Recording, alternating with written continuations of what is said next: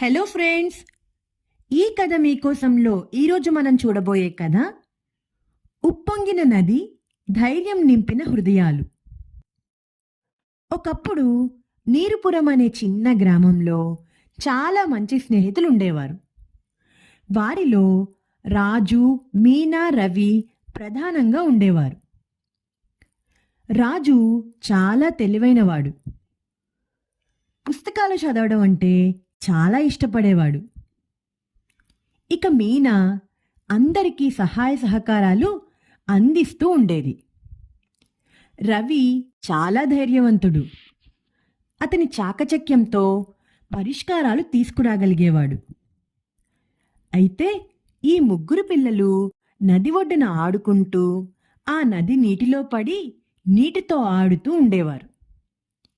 వారికి ఆ గ్రామం, ఆ నది అంటే చాలా ఇష్టం.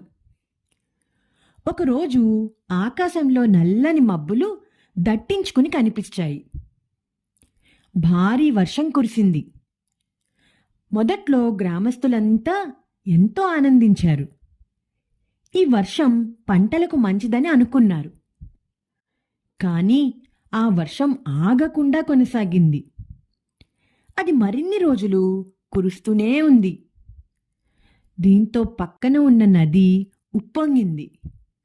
ఆ నీటి మట్టం ఎక్కువై ఊరిని ముంచెత్తేలా కనిపించింది. ఈ పరిస్థితిని చూసిన గ్రామస్తులు ఆందోళన చెందారు. ఆ గ్రామ పెద్ద నాయకుడు ప్రతి ఒక్కరిని అక్కడికి సమావేశం కోసం పిలిచారు. మనందరం జాగ్రత్తగా ఉండాలి అని ఆయన అన్నారు. నది కనుక ఉప్పొంగితే మన ఇల్లు, పంట పొలాలు, పశువులు అన్నీ ప్రమాదంలో ఉంటాయి. ముఖ్యంగా పిల్లలు, వృద్ధులను మనం రక్షించుకోవాలి అని ఆ పెద్దాయన చెప్పారు. ఈ మాటలు విన్న గ్రామస్తులందరూ తమను, తన కుటుంబాన్ని రక్షించుకునేందుకు సిద్ధమయ్యారు. అదే సమయానికి రాజు, మీనా, రవి అక్కడ ఉన్నారు.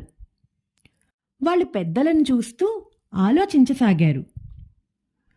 అప్పుడు రాజు అన్నాడు, మనం కూడా ఏదో ఒకటి చేయాలి. మన గ్రామానికి సహాయం చెయ్యాలి. దానికి మీనా, రవి కూడా ఆ మాటలకు తల ఊపారు.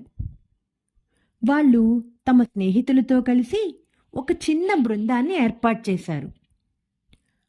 ఆ బృందం గ్రామానికి సహాయం చేయడానికి ముందుకు వచ్చింది. ఆ తరువాత రోజు వర్షం ఇంకా ఆగలేదు. నది ఉప్పొంగి గ్రామాన్ని ముంచెత్తడం ప్రారంభించింది. గ్రామంలో కలవరం తల్లడిల్లింది. ప్రజలు తమ ఇళ్లను సర్దుకుంటూ పశువులను ఎత్తైన ప్రదేశాలకు తరలించడానికి ప్రయత్నించారు. ఆ పిల్లల బృందం రాజు నేతృత్వంలో వృద్ధులకు సాయం చేస్తూ వారి ఇంటి సామాన్లు సర్దుకునేలా చూశారు. ఇక మీనా ఆహారం, నీరు సేకరించి అందరికీ పంచింది. రవి ధైర్యంగా నది ఒడ్డుకు వెళ్ళి అక్కడ ఉన్నవారిని దూరంగా ఉండమని హెచ్చరించాడు.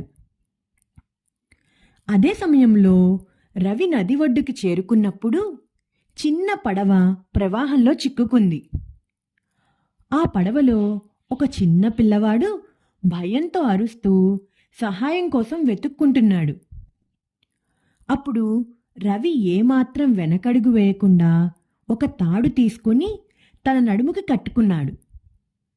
తన స్నేహితులకు ఈ తాడును బలంగా పట్టుకోండి అని అరిచాడు. అప్పుడు రవి నీటిలోకి దూకి చిన్న పడవ వైపుకు ఈదసాగాడు. ప్రవాహం బలంగా ఉంది. కాని రవి ధైర్యంగా ముందుకు సాగాడు. పడవ దగ్గరికి చేరి తాడును బిగించి తన స్నేహితులకు సంకేతమిచ్చాడు.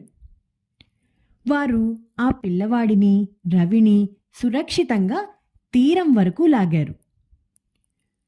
గ్రామస్తులు ఆ పిల్లలను చూసి సంబరపడిపోయారు. రవి, నువ్వు నిజంగా ధైర్యవంతుడివి అని అరిచారు. ఆ గ్రామ పెద్ద నాయకుడు ఆ పిల్లలను దగ్గరికి పిలిచి పొగిడాడు. ఈ పిల్లలు మనకు ధైర్యం, చాకచక్యం ఉన్నప్పుడు ఎంతటి కష్టాన్నైనా ఎదుర్కోవచ్చని చూపించారు అని అన్నాడు. కొన్ని రోజుల తర్వాత వర్షం ఆగిపోయింది. నది నీటి మట్టం కూడా తగ్గిపోయింది. ఆ గ్రామం సురక్షితంగా ఉంది. అందుకు కారణం గ్రామస్తుల శ్రమ, పిల్లల ధైర్యం.